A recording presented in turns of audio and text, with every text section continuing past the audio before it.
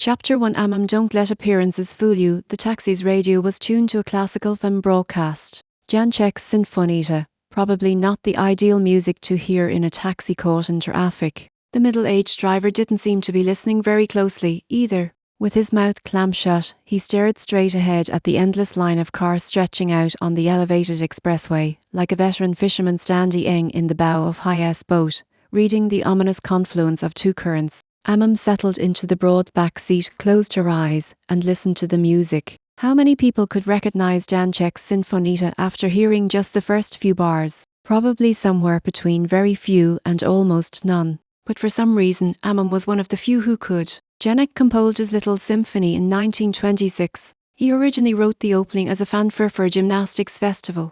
Aomame imagined 1926 Czechoslovakia, the First World War had ended and the country was freed from the long rule of the Habsburg dynasty. As he enjoyed the peaceful respite visiting Central Europe, people drank Pilsner beer in coughs and manufactured handsome light machine guns. 2 years earlier, in utter obscurity, Franz Kafka had left the world behind. Soon Hitler would come out of nowhere and gobble up this beautiful little country in the blink of an eye, but at the time no one knew what hardships lay in store for them. This may be the most important proposition revealed by history at the time. No one knew what was coming. Listening to Janczek's music, Aomame imagined the curfew winds sweeping across the plains of Bohemia and thought about the vicissitudes of history. In 1926, Japan's Taisho Emperor died and the era name was changed to Showa. It was the beginning of a terrible, dark time in this country, too. The short interlude of modernism and democracy was ending, giving way to fascism. Aomame loved history as much as she loved sports. She rarely read fiction, but history books could keep her occupied for hours. What she liked about history was the way all its facts were linked with particular dates and places. She did not find it especially difficult to remember historical dates, even if she did not learn them by rote memorization. Once she grasped the relationship of an event to its time and to the events preceding and following it, the date would come to her automatically. In both middle school and high school, she had always gotten the top grade on history exams. It puzzled her to hear someone say he had trouble learning dates. How could something so simple be a problem for anyone? Aomame was her real name. Her grandfather on her father's side came from some little mountain town or village in Fukushima Prefecture, where there were supposedly a number of people who bore the name, written with exactly the same characters as the word for green peas and pronounced with the same 4 syllables, Aomame. She had never been to the place, however. Her father had cut his ties with his family before her birth, just as her mother had done with her own family, so she had never met any of her grandparents. She didn't travel much, but on those rare occasions when she stayed in an unfamiliar city or town, she would always open the hotel's phone book to say if there were any Aomames in the area. She had never found a single one, and whenever she tried and failed, she felt like a lonely castaway on the open sea. Telling people her name was always a bother. As soon as the name left her lips, the other person looked puzzled or confused. Miss Aomame, yes, just like green peas, employers required her to have business cards printed, which only made things worse. People would stare at the card as if she had thrust a letter at them bearing bad news. When she announced her name on the telephone, she would often hear suppress it. In waiting rooms at the doctor's or at public offices, people would look up at the sound of her name, curious to see what someone called green peas could look like. Some people would get the name of the plant wrong and call her Edamame sorghum, whereupon she would gently correct them. No, I am not soybeans or fava beans, just green peas, pretty close, though, Aomame. How many times in her 30 years had she heard the same remarks, the same feeble jokes about her name? My life might have been totally different if I hadn't been born with this name. If I had an ordinary name like Sato or Tanaka or Suzuki, I could have lived a slightly more relaxed life or looked at people with somewhat more forgiving eyes. Perhaps. Eyes closed, Aomame listened to the music, allowing the lovely unison of the brasses to sink into her brain. Just then it occurred to her that the sound quality was too good for a radio in a taxicab. Despite the rather low volume at which it was playing, the sound had true depth and the overtones were clearly audible. She opened her eyes and leaned forward to study the dashboard stereo. The jet-black device shone with a proud gloss. She couldn't make out its brand name, but it was obviously high-end, with lots of knobs and switches. The green numerals of the station read out clear against the black panel. This was not the kind of stereo you expected to see in an ordinary fleet cab. She looked around at the cab's interior. She had been too absorbed in her own thoughts to notice until now, but this was no ordinary taxi. The high quality of the trim was evident, and the seat was especially comfortable. Above all, it was quiet. The car probably had extra sound insulation to keep noise out, like a soundproof music studio. The driver probably owned his own cap. Many such owner-drivers would spare no expense on the upkeep of their automobiles. Moving only her eyes, Aomame searched for the driver's Regis ration card, without success. This did not seem to be an illegal unlicensed cab, though. It had a standard taxi meter, which was ticking off the proper fare, to 150 yen so far. Still, the registration card showing the driver's name was nowhere to be found. What a nice car, Aomame said, speaking to the driver's back. So quiet. What kind is it? Toyota Crown Royal Saloon, the driver replied succinctly. The music sounds great in here. It's a very quiet car. That's one reason I chose it. Toyota has some of the best sound insulating technology in the world. Aomame nodded and leaned back in her seat. There was something about the driver's way of speaking that bothered her, as though he were leaving something important unsaid. For example, and this is just one example, his remark on Toyota's impeccable sound insulation might be taken to mean that some other Toyota feature was less than impeccable. And each time he finished a sentence, there was a tiny but meaningful lump of silence left behind. This lump floated there, enclosed in the car's restricted space like an imaginary miniature cloud, giving Aomame a strangely unsettled feeling. It certainly is a quiet car, Aomame declared, as if to sweep the little cloud away. And the stereo looks especially fine. Decisiveness was key when I bought it, the driver said, like a retired staff officer explaining a past military success. I have to spend so much time in here, I want the best sound available, and Aomame waited for what was to follow, but nothing followed. She closed her eyes again and concentrated on the music. She knew nothing about Janczek as a person, but she was quite sure that he never imagined that in 1984 someone would be listening to his composition in a hushed Toyota Crown Royal Saloon on the gridlocked elevated Metropolitan Expressway in Tokyo. Why, though, Aomame wondered, had she instantly recognised the piece to be Janczek's Sinfonita? And how did she know it had been composed in 1926? She was not a classical music fan, and she had no personal recollections involving Janczek, yet the moment she heard the opening bars, all her knowledge of the piece came to her by reflex, like a flock of birds swooping through an open window. The music gave her an odd, wrenching kind of feeling. There was no pain or unpleasantness involved, just a sensation that all the elements of her body were being physically run out. Aomame had no idea what was going on. Could Sinfonita actually be giving me this weird feeling? Janczek, Aomame said half-consciously, though after the word emerged from her lips, she wanted to take it back. What's that, ma'am? Janczek, the man who wrote this music. Never heard of him. Czech composer. Well, the driver said, seemingly impressed. Do you own this cab? Aomame asked Dee, hoping to change the subject. I do, the driver answered. After a brief pause, he added, it's all mine, my second one.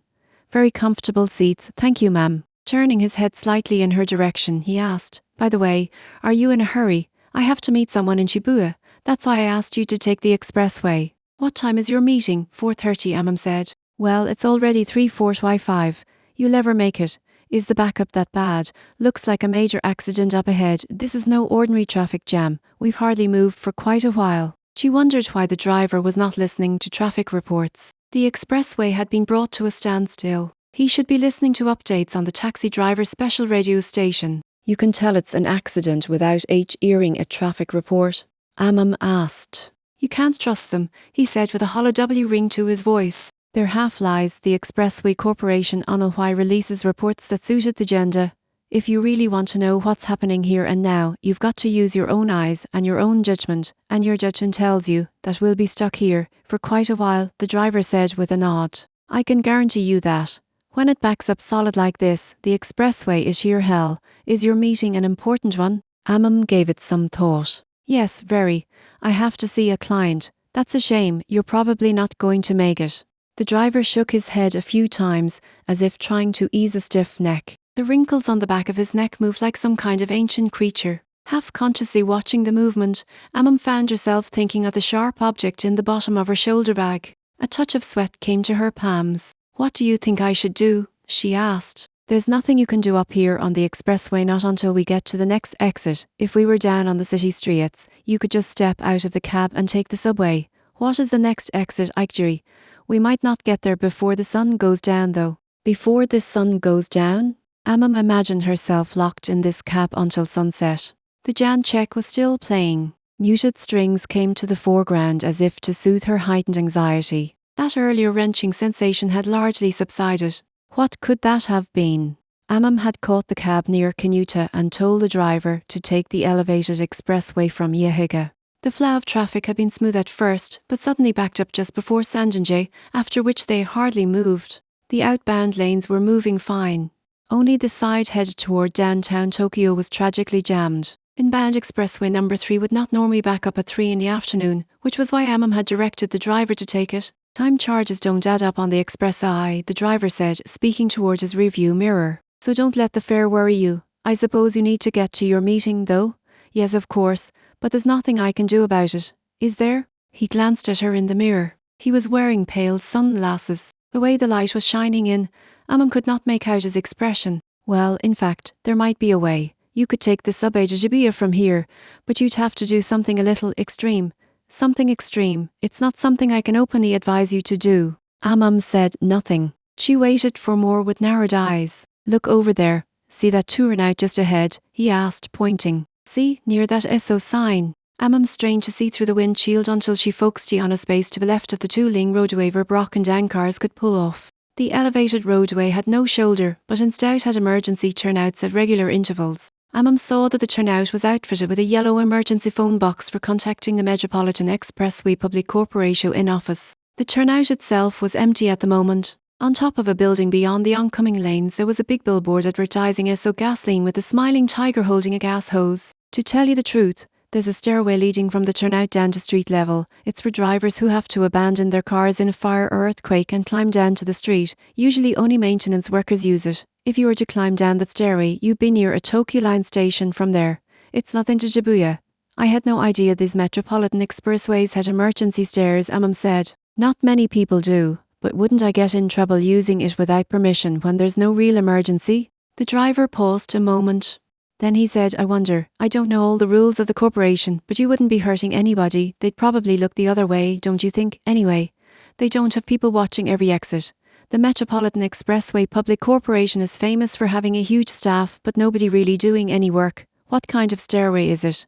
Kind of like a fire escape, like the ones you see on the backs of old buildings. It's not especially dangerous or anything. It's maybe 3 stories high, and you just climb down. There's a barrier at the opening, but it's not very high. Anybody who wanted to could get over it easily. Have you ever used one of these stairways? Instead of replying, the driver directed a faint smile toward his rearview mirror, a smile that could be read any number of ways. It's strictly up to you, he said, tapping lightly on the steering wheel in time to the music. If you just want to sit here and relax and enjoy the music, I'm fine with that. We might as well resign ourselves to the fact that we're not going anywhere soon.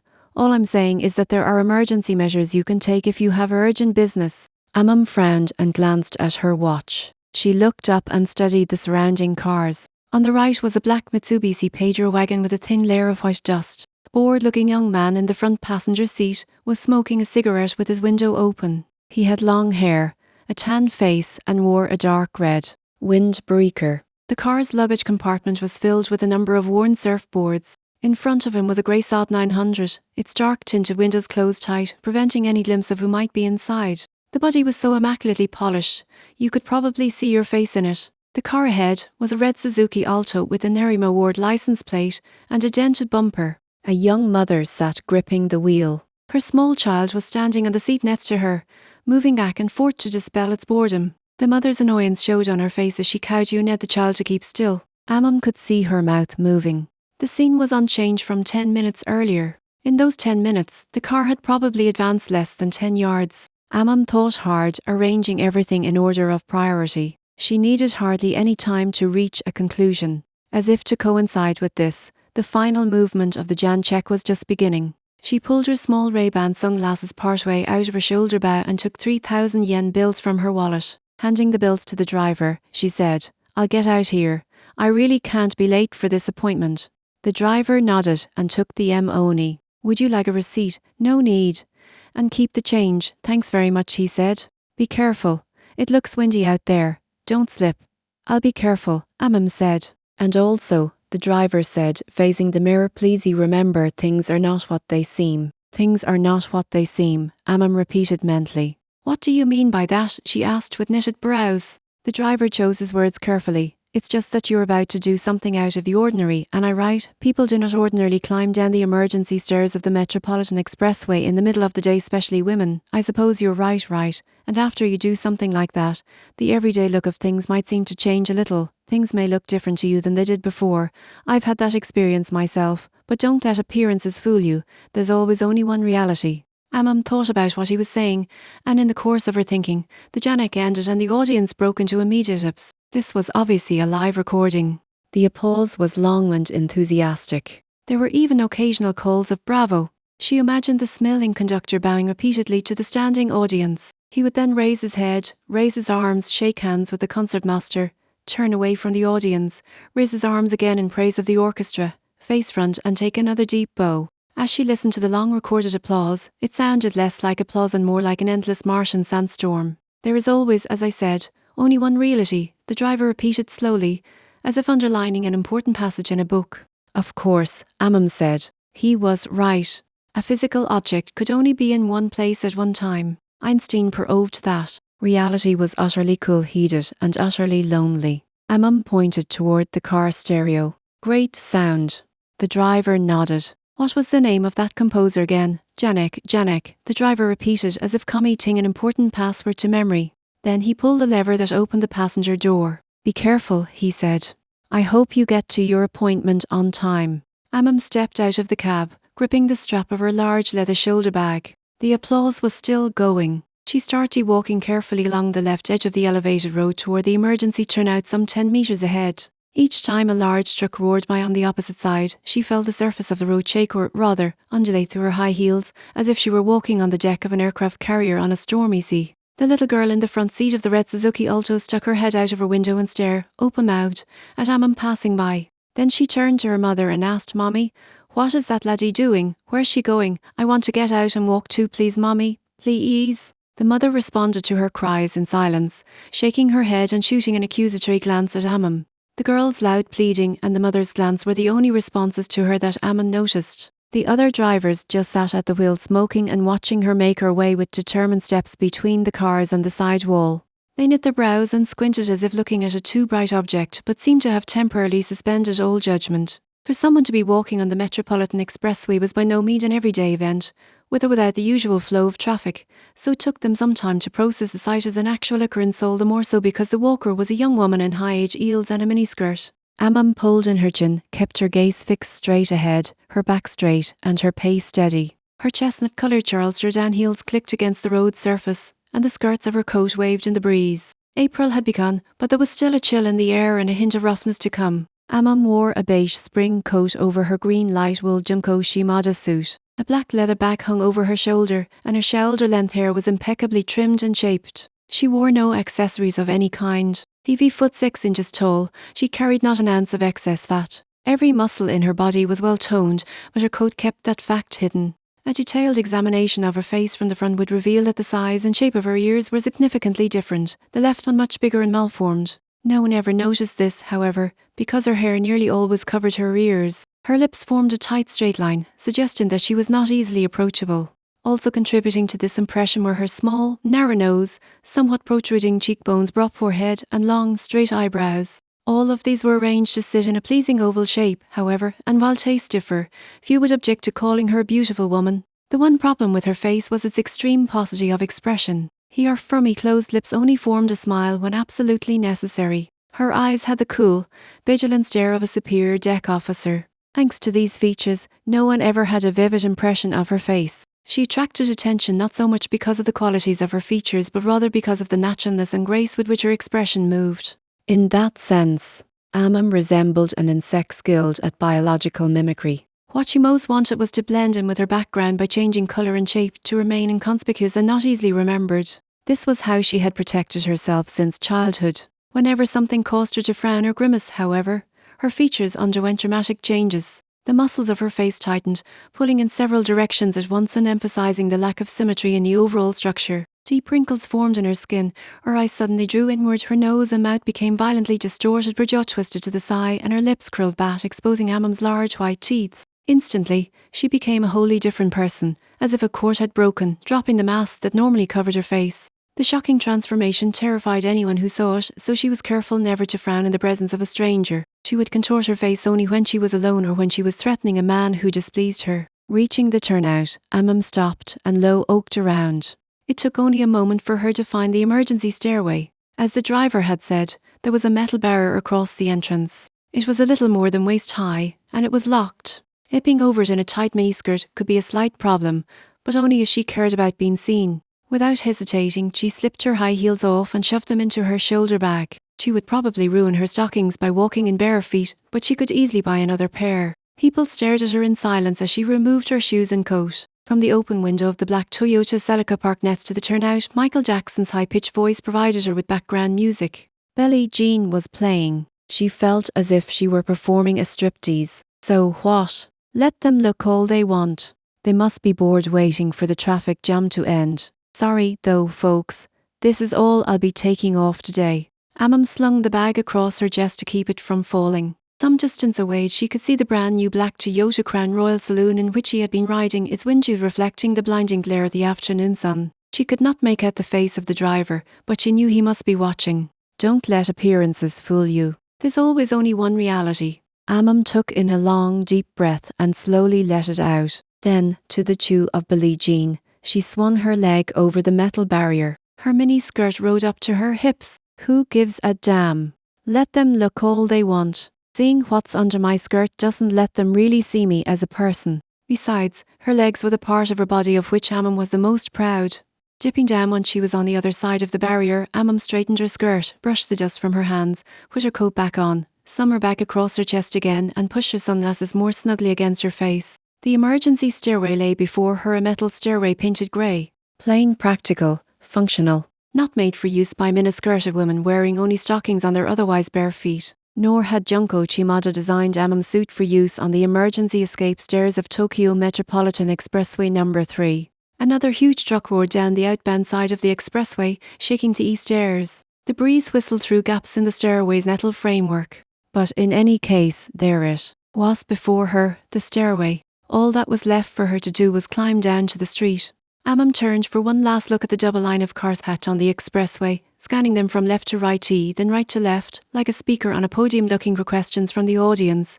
Now that she had finished her talk, there had been no movement at all. Trapped on the expressway with nothing else to occupy them, people were watching her every move, wondering what this woman on the far side of the barrier would do next. Aomame lightly pulled in her chin, bit her lower lip, and took stock of her audience through the dark green lenses of her sunglasses. You couldn't begin to imagine who I am, where I'm going, or what I'm about to do, Aomame said to her audience without moving her lips. All of you are trapped here. You can't go anywhere, forward or back. But I'm not like you. I have work to do. I have a mission to accomplish. And so, with your permission, I shall move ahead. Aomame had the urge at the end to treat her assembled throng to one of her special scolds, but she managed to stop herself. There was no time for such things now. Once she let herself frown, it took both time and effort to regain her original expression. Aomame turned her back on her silent audience and, with careful steps, began to descend the emergency stairway, feeling the chill of the crude metal rungs against the soles of her feet. Also chilling was the earl-white April breeze, which swept her hair back now and then, revealing her misshapen left ear.